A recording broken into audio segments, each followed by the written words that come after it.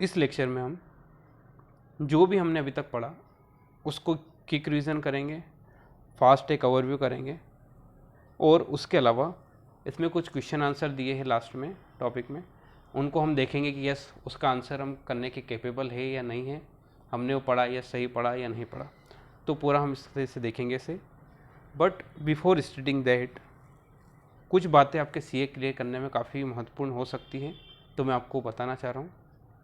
तो जब भी आप पढ़ाई स्टार्ट करें, जब भी आप पढ़ें, तो आप साइड में जब भी कुछ भी पढ़े तो आप उसको थोड़ा थोड़ा कुछ लिखते जाइए। हिंदी में हो सकता है, इंग्लिश में हो सकता है, या इंग्लिश में हो सकता है, इंग्लिश भी एक भाषा है, हिंदी इंग्लिश का मिक्सचर, जैसा भी आपको समझ में आए लिखते जाइए। एक पेज पढ़ने में आपको मैक्सिमम 1 मिनट का समय लगना चाहिए, उससे ज़्यादा नहीं। ये जो चैप्टर फर्स्ट है इसमें 41 पेजेस है, तो आपको मैक्सिमम 41 मिनट का टाइम लगना चाहिए। मतलब 1 घंटे के अंदर आप इसको रिवीजन कर सकते हैं जब भी आप दोबारा पढ़ेंगे। जितनी बार रिवीजन होगा उतना आपके लिए इजी हो जाएगा टॉपिक। जैसे आप कहीं नए शहर में जाते हैं तो वहाँ की गलियों को समझने में आपको टाइम लगता है, बट जैसे जैसे आप जाते जाते जितनी बार आप जाते हैं, जितनी बार उसमें वहाँ पे घूमते हैं, तो आपको काफ़ी इजी हो जाता है रास्ता, आप आँख बंद करके चले जा सकते हैं। तो पढ़ाई के लिए भी ऐसा ही है, जितनी बार आप रिवीजन करेंगे उतना आपके लिए इजी हो जाएगा, बहुत इजी हो जाएगा। तो जितना मैक्सिमम हो सके उतना रिवीजन करें, और ज़्यादा से ज़्यादा रिवीजन तभी हो सकता है जब आप उसकी कोशिश करें कि वो 1 मिनट में रिवीजन हो सकता है। और यस ये मुमकिन है, आप ट्राई करके देखिए। सेकंड चीज़, जब भी टीचर आपको पढ़ाए, कोई भी टीचर आपको पढ़ाए, तो आप ये जब जो टॉपिक स्टार्ट कर रहा है उसके 5-10 पेज आप खुद से पढ़ने की कोशिश कीजिए आगे के। जब वो पढ़ाने आए उससे पहले आप 5-10 दिन पहले से प्रिपरेशन करके रखें, 5-10 पेज आप उसके आगे के पढ़ के रखिए। तो जो टीचर समझाना चाह रहा है उससे 10 गुना आपको खुद से समझ में आ जाएगा। इससे आपकी क्लैरिटी बढ़ेगी, आपका माइंडसेट अच्छा होगा, एक ब्रॉड होगा, और एक अपने आप एक अलग तरह की इंटेलिजेंस ही आपको मिलेगी। तो हम स्टार्ट करते हैं इस वीडियो से पूरा ओवरव्यू। तो हमने पढ़ा था कि चैप्टर का ओवरव्यू किस किस क्या क्या इसमें हमने सीखा था। इसमें हमने देखा था कि डायरेक्ट टैक्स इनडायरेक्ट टैक्स क्या होता है, फीचर्स हमने इसमें देखा है, जेनेसिस इसकी उत्पत्ति कैसे हुई, कंसेप्ट हमने देखा था जीएसटी का क्या था, ये नीट क्यों आई थी इसका फ्रेमवर्क देखा था, बेनिफिट्स ऑफ जीएसटी देखा, और कॉन्स्टिट्यूशनल प्रोविजन भारतीय संविधान के बारे में हमने देखा था। तो सबसे पहले हमने देखा था कि टैक्स क्या होता है।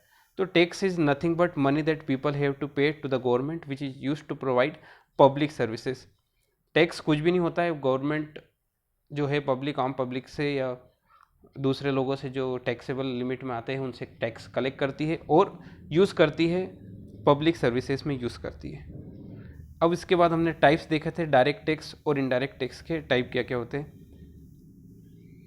तो टैक्स के जो 2 टाइप होते हैं वो डायरेक्ट टैक्स और इनडायरेक्ट टैक्स। तो डायरेक्ट टैक्स क्या होता है, तो डायरेक्ट टैक्स होता है जो डायरेक्टली बियर करता है, उस जो टैक्स होता है उसका जो इंसिडेंस होता है वो डायरेक्टली पर्सन जिस पे होता है वही बियर करता है। बट इनडायरेक्ट टैक्स क्या होता है, जो अल्टीमेट कंज्यूमर होता है वो उसको बियर करता है। तो जो इसका टैक्स का जो बर्डन होता है वो दूसरे पर्सन पे ट्रांसफ़र कर दिया जाता है। डायरेक्ट टैक्स होता है प्रोग्रेसिव नेचर होता है, आपकी हाई रेट्स ऑफ टैक्स हो जाती है, हायर आपकी एबिलिटी पे करने की होती है। और जो इनडायरेक्ट टैक्स होता है वो रेग्रेसिव होता है नेचर में, आप अमीर है या गरीब है उससे कोई फ़र्क नहीं पड़ता है, ये आपको सभी को देना होता है in respective of your ability to pay और नॉट। तो ये हमने जाना था। इसके बाद हमने देखा था कि मेजर डायरेक्ट इनडायरेक्ट टैक्स कौन कौन से अपने इंडिया में प्रचलित हैं। तो इनडायरेक्ट टैक्स में गुड्स एंड सर्विस टैक्स होता है और कस्टम ड्यूटी, और डायरेक्ट टैक्स में इनकम टैक्स। अब हमने जाने थे कि फीचर्स क्या क्या इनडायरेक्ट टैक्स के। तो इनडायरेक्ट टैक्स के फीचर्स है, ये इंपॉर्टेंट सोर्स ऑफ रेवेन्यू, 50% से ज़्यादा रेवेन्यू सोर्स होता है। Almost all communities and services पे टैक्स लगता है, जबकि जो डायरेक्ट टैक्स है केवल जो हायर इनकम अर्न करने केवल उसी पे लगता है। एक गरीब से गरीब व्यक्ति भी इसको पे करता है। शिफ्टिंग ऑफ बर्डन हो जाता है, जो भी अल्टीमेट कंज्यूमर होता है उससे आप कलेक्ट कर लेते हैं। नो पर्सनशिप ऑफ डायरेक्ट पिंच, आप कुछ भी खरीदते हैं, कोई भी प्रोडक्ट खरीदते हैं तो आपको पता ही नहीं चलता है कि आपने उसका टैक्स बियर किया है। इन्फ्लेटरी होता है, जैसे जैसे टैक्स का रेट बढ़ता जाता है तो उस वस्तु की महंगाई भी बढ़ जाती है। वाइडर टैक्स बेस होता है, डायरेक्ट टैक्स का एक लिमिटेड स्कोप है, बट इनडायरेक्ट टैक्स लगभग हर वस्तु है, हर सेवाओं पे लगता है, तो ये इसका वाइडर टैक्स बेस है। प्रमोट सोशल वेलफेयर, ये सोशल वेलफेयर को प्रमोट करता है। जो हार्मफुल प्रोडक्ट्स है उस पर टैक्स का रेट ज़्यादा होता है, जो इसेंशियल है उस पर कम रखा जाता है। रेग्रेसिव नेचर होता है, जो हम काफ़ी पढ़ चुके हैं कि रिच और पुअर में कोई अंतर नहीं होता है, ये सभी को समान रूप से देना पड़ता है। इसके बाद हमने देखा था genesis of GST in India 2000 में प्राइम मिनिस्टर ने इसको कंसेप्ट को आगे बढ़ाया था और फिर तारीख पे तारीख आई और 2017 से ये एप्लीकेबल हुआ, इंक्लूडिंग जम्मू एंड कश्मीर में भी ये एप्लीकेबल है।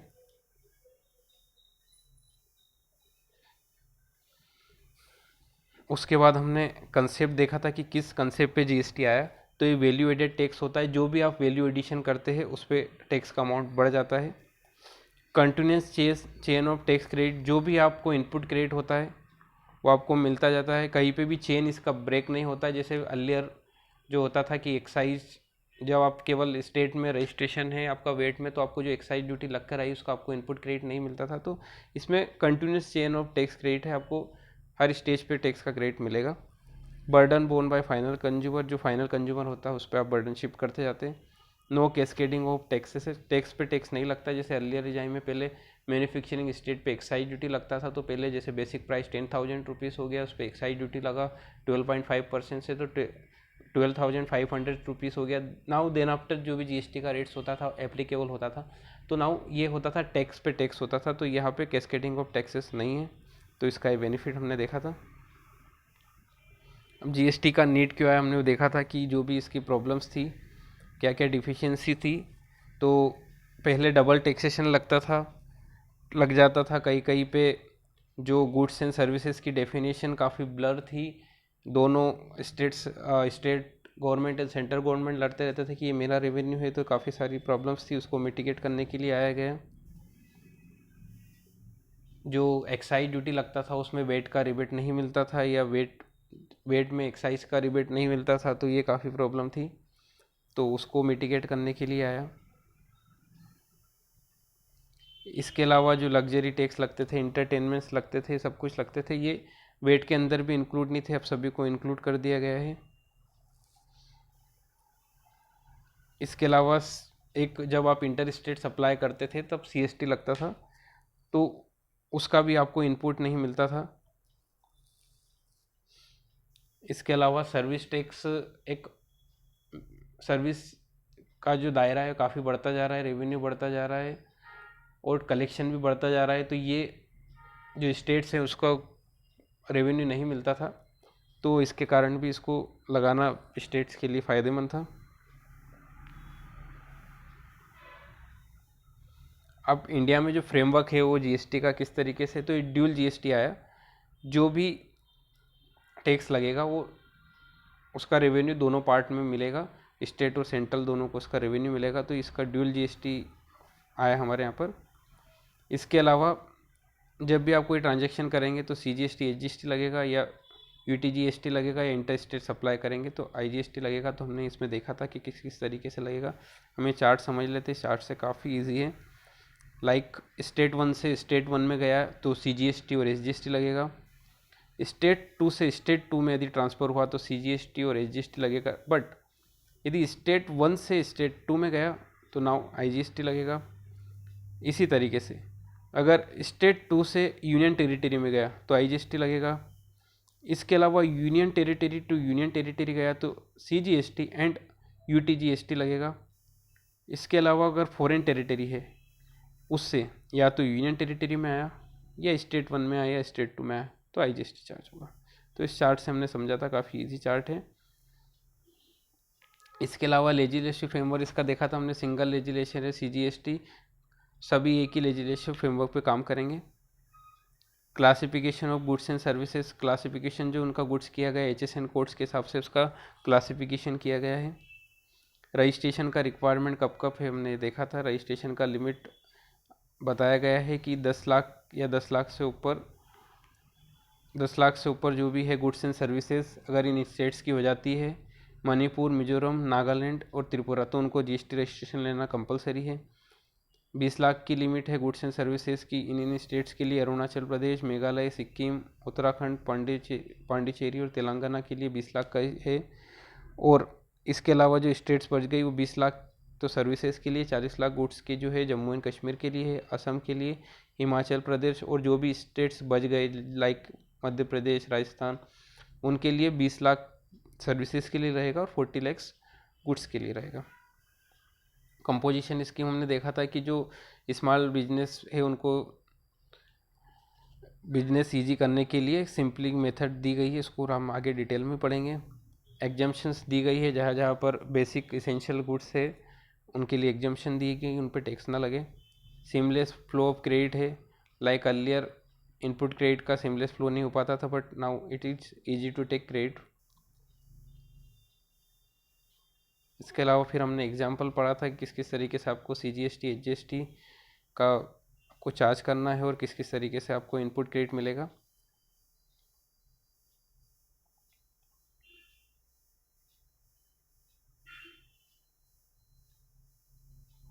GST का कॉमन पोर्टल है। आप बंगाल में रहते हैं, महाराष्ट्र में रहते हैं, MP में रहते हैं, राजस्थान में रहते हैं, दिल्ली में रहते हैं, भारत के किसी भी कोने में रहते, एक कॉमन पोर्टल यूज़ किया गया है। आप जो भी रिटर्न फाइल करना चाहते हो वहीं से फाइल होगा, कोई भी चालान पे करना चाहते हो वहीं से फाइल होगा। तो इसका एक बेसिक फीचर है। पहले अर्लियर रिजाइम में जैसे वेट होता था तो अलग अलग स्टेट्स के अलग अलग पोर्टल्स होते थे, GST का एक कॉमन पोर्टल है। उसी तरीके से ई वे बिल का भी एक कॉमन पोर्टल है। जो भी गुड्स आप ट्रांसपोर्ट करते हो तो आपको उसका कुछ रूल्स है, उसके लिए आपको ई वे बिल जनरेट करना होता है, तो उसका भी एक कॉमन पोर्टल है। GSP और ASP का टेक्नोलॉजी का यूज़ है इसमें। कंपनसेशन सेस है। कंपनसेशन सेस कुछ डीमेरिट्स गुड्स पे डिसाइड किया गया है, जैसे पान, टोबैको, मोटर कार्स, इस तरीके से कुछ गुड्स है डिसाइडेड, उसमें डीमेरिट गुड्स की लिस्ट में है। लग्जरी आइटम्स कुछ स्पेसिफाइड किए गए जिस पे कंपनसेशन सेस लगाया जा सकता है। तो इस कंपनसेशन का यूज़ जो भी अगर लॉस होगा अगर गवर्नमेंट को, तो इससे वो सेटअप करेंगे। GST किस किस पे नहीं लगेगा, तो alcoholic liquor for human consumption पे GST नहीं लगेगा। Petroleum, crude, diesel, petrol, ATF and natural gas पे जब भी काउंसलिंग डिसाइड करेगी उसके बाद से ये टैक्स लगने लग जाएगा। टोबैको पे जो है अभी GST लगता है, बट यूनियन गवर्नमेंट ने भी इसका पावर ले रखा है, तो इस पर GST भी लगता है as well as central excise duty भी लगता है। Opium, Indian hemp and other narcotic drugs and narcotics, इस पे जो है अभी वो GST लगता है। इसके अलावा स्टेट गवर्नमेंट के पास भी पावर है, तो इसमें GST लगता है एज वेल एज स्टेट का एक्साइज ड्यूटी भी लगता है। रियल सेक्टर जो है, रियल एस्टेट सेक्टर, वो आउटसाइड है, अभी इस पर कोई टैक्स नहीं लगता है। तो कौन कौन से टैक्स इसमें शामिल हो चुके हैं GST आने के बाद, तो सेंट्रल टैक्स के कुछ टैक्स लगते थे। Central excise duty, additional excise duty, service tax, excise duty under medical and toilet preparation act, CVD and special CVD, central sales tax, central surcharge and cess in so far as they relate to supply of goods and services, तो इसमें शामिल हो गए। State tax में कौन कौन से tax शामिल हो गए, state surcharge and cess in so far as they relate to supply of good service. Entertainment tax इसमें शामिल हो गया है। टैक्स ऑन लॉटरी जो है इसमें शामिल हो गया है। एंट्री टैक्स लगता था, वेट लगता था, लग्जरी टैक्स लगता था, तो ये सब कुछ इसमें शामिल हो गए।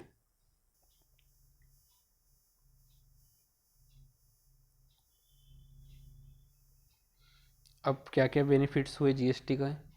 GST से ये बेनिफिट हुए कि एक यूनिफाइड नेशनल मार्केट है, सभी जगह सेम रेट है GST का। मेक इन इंडिया को इनिशिएटिव करने के लिए काफ़ी इससे मदद मिली है। इन्हांस इन्वेस्टमेंट एंड एम्प्लॉयमेंट, इससे इन्वेस्टमेंट भी बढ़ा है, एम्प्लॉयमेंट भी बढ़ा है। सिंप्लीफाइड टैक्स स्ट्रक्चर, इससे ईज़ ऑफ डूइंग बिजनेस हुआ है।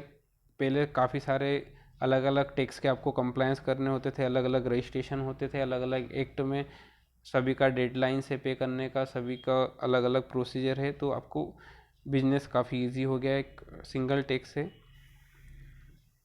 टैक्स एडमिनिस्ट्रेशन है, सर्टेनिटी है टैक्स एडमिनिस्ट्रेशन में। इजी टैक्स कंप्लायंस है। आईटी का ग्रेटर यूज़ किया गया है आईटी का, तो काफ़ी ऑटोमेटेड आपके प्रोसीजर है। रिडक्शन इन कंप्लायंस कॉस्ट, काफ़ी रिडक्शन हो गया, क्योंकि पहले अलग अलग एक्ट होते थे तो अलग अलग एक्ट की आपको कंप्लायंस करना होता था, उसका आपको अलग से एक बड़ा खर्चा होता था। तो जो कंप्लायंस कॉस्ट है वो कम हो गया है। ट्रेड एंड इंडस्ट्री को क्या क्या फ़ायदा हुआ है, तो बेनिफिट्स जो इंडस्ट्री को हुआ है वो ये हुआ है कि पहले इनपुट क्रेडिट आपको काफ़ी चीज़ों का नहीं मिलता था। एक्साइज का आपने है, यदि आप वेट में रजिस्ट्रेशन है और एक्साइज आपने यदि कोई मैन्युफैक्चरिंग स्टेज तक कोई एक्साइज जैसे आपने पे किया है तो उसका एक्साइज का आपको बेनिफिट नहीं मिलता था। तो एक सीमलेस फ्लो है ऑफ क्रेडिट है, तो इससे बेनिफिट्स काफ़ी इंडस्ट्री को है, इससे आपकी कॉस्ट कटिंग होती है। जो भी कैस्केडिंग इफेक्ट थे उसके इफेक्ट को, जो इल इफेक्ट थे उसको दूर किया गया है। टैक्स पे टैक्स अब नहीं लग पाता इसकी वजह से। स्मॉल ट्रेडर और इंटरप्रेटर को काफ़ी फ़ायदा है, उनके लिए एक इजी कंप्लायंस है इसमें। उसके बाद हमने पढ़ा था भारत के संविधान के बारे में, पढ़ा था कि भारत का जो संविधान है वो 3 टायर फेडरल स्ट्रक्चर में डिवाइड है, यूनियन गवर्नमेंट, स्टेट गवर्नमेंट और लोकल गवर्नमेंट में। जो इसका पावर है वो इंडियन कॉन्स्टिट्यूशन से इंडियन कॉन्स्टिट्यूशन डिसाइड करता है कि कौन स्टेट गवर्नमेंट ले सकती है, यूनियन गवर्नमेंट उस पर टैक्स चार्ज कर सकती है।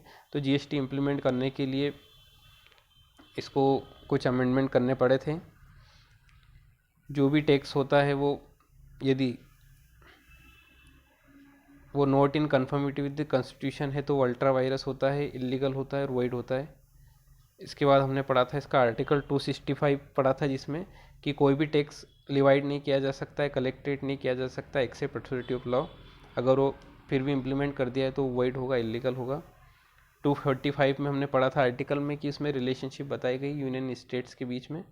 ठीक है, जो भी कॉन्स्टिट्यूशन, जो भी पार्लियामेंट है वो जो लॉ बना सकती है वो टेरिटरी इंडिया में बना सकती है, उसके पार्ट में बना सकती है, और जो लेजिस्लेचर है उसके पूरे स्टेट में या किसी पार्ट में उसको बना सकती है। इसके अलावा हमने पढ़ा था कि पार्लियामेंट जो है, यस, पार्लियामेंट दैट इज़ जो गवर्नमेंट है, सेंट्रल गवर्नमेंट, वो एक्स्ट्रा टेरिटरी ऑपरेशन के लिए भी कुछ बना सकती है, लॉ बना सकती है, वो इनवैलिड नहीं होगा। तो आर्टिकल 246 में हमने देखा कि यूनियन और स्टेट्स को अलग अलग बांटा गया है कि वो किस पे टैक्स लगा सकते हो और स्टेट किस पे लगा सकती है। नाउ इसके बाद 7 शेड्यूल तो आर्टिकल 246, ये बहुत इंपॉर्टेंट है। इसमें 3 लिस्ट बताई गई है, list first, list second, list third. List first में यूनियन लिस्ट बताई गई है।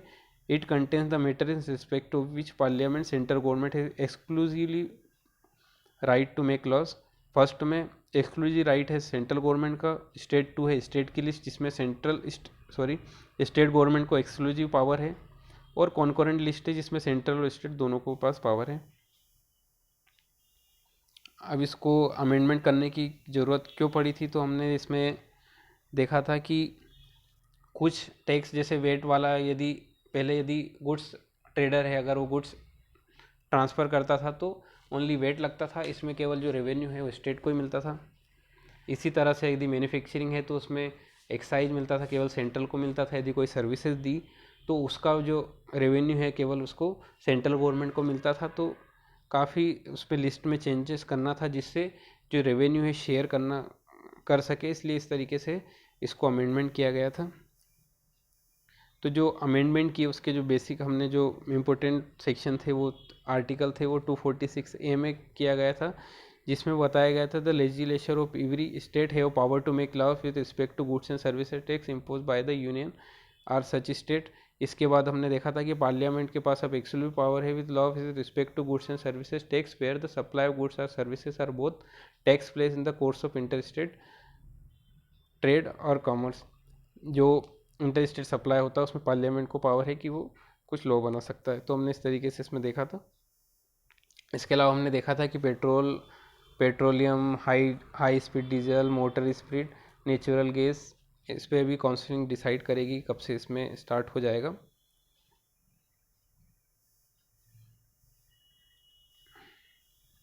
इसके बाद हमने डेफिनेशंस देखी थी इसकी, काफ़ी सारी डेफिनेशंस में देखी थी कि गुड्स एंड सर्विसेज टैक्स की क्या डेफिनेशन होती है। जो भी टैक्स गुड्स और सर्विसेज पे लगता है उसको गुड्स एंड सर्विसेज टैक्स बोलते हैं। अभी इसमें अल्कोहलिक लिकर ह्यूमन कंजप्शन पे टैक्स नहीं लगता है इसमें, ये अभी out of goods and services tax के है। सर्विसेज का मतलब क्या होता है, अदर देन गुड्स के अलावा सर्विसेज। स्टेट की डेफिनेशन इसमें आर्टिकल्स में दी गई है 246 से लेके इसमें 246A, 268, 269, 269A and article 269M इसमें स्टेट्स की डेफिनेशन दी गई है। गुड्स का डेफिनेशन दिया गया है कि गुड्स एक इंक्लूजिंग डेफिनेशन दी है, goods includes all materials, commodities and articles. अब जीएसटी काउंसलिंग की स्थापना की गई थी। इसकी स्थापना इसलिए की गई थी कि जो भी डिसीजन होगा जीएसटी रिलेटेड, जो भी डिसीजन होगा, रेट्स डिसाइड करना है, एग्जम्पशन डिसाइड करना है, whatever decision in relation to GST, वो जीएसटी काउंसलिंग द्वारा ही डिसाइडेड किए जाएंगे। तो इसके जो चेयरमैन रहता है वो फाइनेंस मिनिस्टर होता है। इसके अलावा ये रिकमेंडेशन देती है स्टेट्स को, जो भी आपके इंपॉर्टेंट इशू होते हैं रेट टैक्स को लेकर, एग्जाम्शंस को लेकर, कोई डिस्प्यूट है उसको लेकर। इसके अलावा इन्होंने 11 स्पेशल कैटेगरी स्टेट्स डिसाइड करी है जिसमें थ्रेशोल्ड लिमिट्स अलग है। Arunachal Pradesh, Assam, Jammu and Kashmir, Manipur, Meghalaya, Mizoram, Nagaland, Sikkim, Tripura, Himachal Pradesh, Uttarakhand. GST counselling इसके अलावा अपन ने पढ़ाई है कि पेट्रोलियम जो क्रूड है, हाई स्पीड डीजल है, उनके लिए अलग से जब भी वो डिसाइड हो जाएगा उसके बाद से उस पर जीएसटी लगना स्टार्ट हो जाएगा। जो भी मेजॉरिटी ऑफ डिसीजन है वो 75% से ज़्यादा वोट होगा तभी डिसाइड होगा। तो हमने इसको क्विक रिवीजन करा, आई थिंक आपको अच्छा लगा होगा। इसके बाद हम हमारे नॉलेज को टेस्ट करेंगे कि yes can we give answer of all the questions. तो differentiate between direct tax and indirect tax. Direct tax और इनडायरेक्ट टैक्स को हम डिफरेंशिएट करेंगे। यस, तो डायरेक्ट टैक्स होता है the person paying the tax to the government directly bear incidence of the tax. जो person pay कर रहा है उसको, उसका इंसिडेंस, जो उसका भार है, वो पर्सन खुद बियर करता है। इनडायरेक्ट टैक्स सामने वाले से वसूला जाता है। तो person paying the tax to the government collect the same from the ultimate consumer, thus the incidence of the tax is shifted to the other person. Direct tax में होता है प्रोग्रेसिव होता है नेचर में, और इनडायरेक्ट टैक्स होता है regressive nature. इसमें गरीबी अमीरी को नहीं देखा जाता है, सभी को ही पे करना होता है। इसके बाद मेजर इनडायरेक्ट टैक्स और डायरेक्ट टैक्स क्या होते हैं। तो मेजर डायरेक्ट टैक्स हमने देखा था कि मेजर डायरेक्ट टैक्स है इनकम टैक्स, और जो इनडायरेक्ट टैक्स है मेजर, वो goods and service tax and custom tax है, कस्टम ड्यूटी है। इसके अलावा साइलेंट फीचर हमने देखे थे, क्या क्या साइलेंट फीचर है। तो हमने देखा था कि इम्पोर्टेंट सोर्स ऑफ रेवेन्यू है, लगभग सब कमोडिटीज़ और सर्विसेज पे लगता है। इसमें जो बर्डन है वो दूसरे वालों पे शिफ्ट कर देते हैं। डायरेक्ट पिंच आपको पता नहीं चलता है। इन्फ्लेटरी होता है। वाइडर टैक्स बेस होता है, जैसे डायरेक्ट टैक्स में कभी कमी लोगों पे लगता है, बट इनडायरेक्ट टैक्स आप अमीर हो या गरीब हो सभी पे लगता है, कोई थ्रेशोल्ड लिमिट नहीं है उसकी। सोशल वेलफेयर करता है, प्रमोट करता है सोशल वेलफेयर। जो हार्मफुल प्रोडक्ट्स होते हैं उस पर हायर टैक्स रहती है, इसके अलावा जो इसेंशियल गुड्स होते हैं उस पर कम रेट्स होती है। रेग्रेसिव नेचर होता है, अमीर गरीब को नहीं देखा जाता है, आपकी एबिलिटी नहीं देखी जाती है, आपको पे करना होता है। Write a short note on various list provided under 7 schedule to the constitution of India. तो 3 लिस्ट हमने देखी थी। स्टेट लिस्ट 1 यूनियन लिस्ट थी, स्टेट 2 थी स्टेट लिस्ट, एंड लिस्ट 3 जो थी वो कॉन्करेंट लिस्ट थी। तो इसके अंदर जो हमने देखा था वो ये था कि यूनियन लिस्ट में था एक्सक्लूसिव पावर सेंट्रल गवर्नमेंट के पास था। स्टेट 2 में देखा था हमने कि सारा जो एक्सक्लूसिव पावर है स्टेट गवर्नमेंट को था। और एक और लिस्ट देखा था हमने कॉन्करेंट लिस्ट, जिसमें स्टेट एंड सेंट्रल गवर्नमेंट दोनों को पावर था लॉ बनाने का। Now next question is discuss the deficiency in the existing indirect tax which led to need of ushering into GST regime. तो डिफिशियंसी क्या थी, हम देखते थे कि डबल टैक्सेशन का प्रॉब्लम था उसके अंदर। इसमें जो भी आप क्रेडिट था वो आपको प्रॉब्लम होती थी, लाइक सेनवेट जो होता था उसमें एक्साइज ड्यूटी लगता था, तो उसका बेनिफिट आपको वेट में नहीं मिलता था। इसके अलावा वेट जो होता था उससे आपको एक्साइज ड्यूटी का बेनिफिट नहीं होता था। इसके अलावा जो लग्जरी टैक्स है, एंटरटेनमेंट टैक्स है, वो वेट में शामिल नहीं थे, उसको क्लब करना था। कैस्केडिंग इफेक्ट का प्रॉब्लम था, एक्साइज ड्यूटी पर वेट लगता था तो टैक्स ऑन टैक्स होता था। सीएसटी लगता था, सीएसटी की वजह से जो है उसका बेनिफिट जब इंटर स्टेट सप्लाई होता था, एक स्टेट से दूसरे स्टेट में गुड्स का ट्रांसफ़र होता था तो सीएसटी चार्ज होता था, तो उसका जो आप बेनिफिट है वो वेट से नहीं ले सकते थे। अब discuss the dual GST model in India.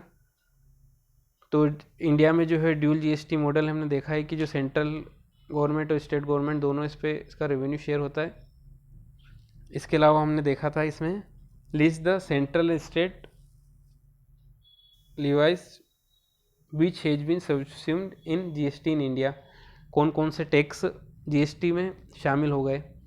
तो सेंट्रल के पहले लगते थे central excise duty and additional excise duty, service tax लगता था, excise duty under medical toilet preparation act लगता था, सीवीडी एंड स्पेशल सीवीडी लगता था, सेंट्रल सेल्स टैक्स लगता था और सेंट्रल के कुछ सरचार्ज सेस लगते थे। तो ये सब कुछ जीएसटी में शामिल हो गए। स्टेट के कुछ स्टेट सरचार्ज लगते थे, इंटरटेनमेंट टैक्स लगता था, लॉटरी पे टैक्स लगते थे, एंट्री टैक्स लगता था, वेट लगता था, लग्जरी टैक्स लगता था और टैक्स एंड एडवर्टाइजमेंट लगता था। ये सब कुछ जीएसटी में शामिल हो गया। नेक्स्ट क्वेश्चन, ब्रीफली एक्सप्लेन, हाँ एक minute sorry, 8 question, discuss the need and function of the common GST portal. तो इसका नीड क्या था, फंक्शन क्या, जीएसटी पोर्टल जो है कॉमन पोर्टल है। आप कहीं पर भी रहते हो, आप वट एवर स्टेट में आप बिजनेस है, आप सभी के लिए कॉमन पोर्टल है। आईटी का ग्रेटर यूज़ किया गया है, सब कुछ आईटी की मदद से इसमें किया जाता है। क्या क्या फंक्शन है इसमें हमने देखे थे। 9 question, briefly explain liability of GST R otherwise on petroleum, crude, diesel, petrol, aviation, turbine and natural gas. अभी इसमें जीएसटी नहीं लगता है, जीएसटी काउंसलिंग जब डिसीजन लेगी उसके बाद से इस पर लगना चालू हो जाएगा, बट अभी ये होल्ड पर है। Elaborate the principles that were borne in mind while subsiding various central, state, local tax under GST. तो क्या क्या प्रिंसिपल उस टाइम माइंड में किए गए थे जब इनको रखा गया था। तो taxes are levies to be समझो should be primary nature of indirect tax. तो जो भी इनडायरेक्ट टैक्स हो उसी को शामिल किया गया, ये रखा गया था। Taxes are levies to be subsume should be part of transaction change which commence from with import, manufacture, production of goods, provision of services is one and consumption goods services in other hand. ठीक है।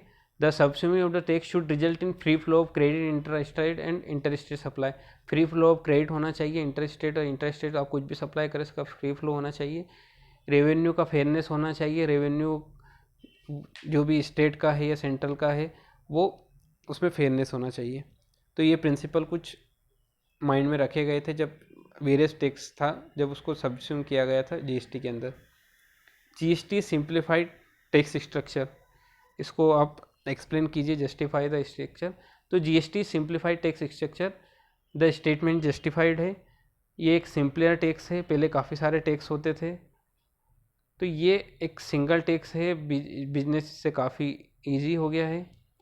Across the country same इसका administration है, तो ये काफ़ी easy हो गया है। तो yes we are satisfied with the statement, तो स्टेटमेंट इज राइट।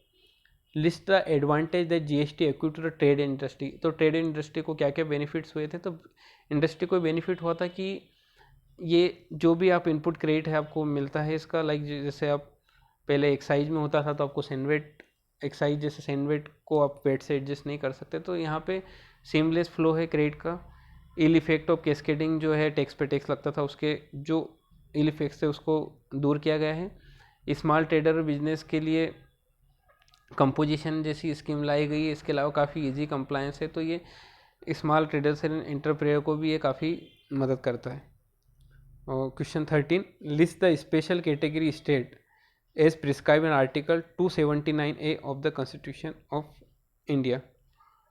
तो जो स्पेशल 11 स्टेट्स हमने देखे थे उनका नाम था अरुणाचल प्रदेश, असम, जम्मू एंड कश्मीर, मणिपुर, मेघालय, मिजोरम, नागालैंड, सिक्किम, त्रिपुरा, हिमाचल प्रदेश, उत्तराखंड। इनके लिए अलग से थ्रेशोल्ड लिमिट बनाई गई, स्पेशल कैटेगरी में इनको शामिल किया गया है। Discuss the liability GST R otherwise on tobacco. तो जो टोबैको है वो जीएसटी में परव्यू है, यस जीएसटी इस पर लगता है, बट इसमें जो यूनियन गवर्नमेंट है उसने भी पावर ले रखा है कि वो एक्साइज ड्यूटी उस पर लगाता है। सो तो जो टोबैको है उस पर GST as well as central excise duty लगता है। तो thanks for listening me, I think आपको काफ़ी अच्छा लगा होगा ये लेक्चर। सो इस तरीके से हमारा चैप्टर 1 ख़त्म होता है। इसके बाद हम स्टार्ट करेंगे chapter 2। Thanks for listening again.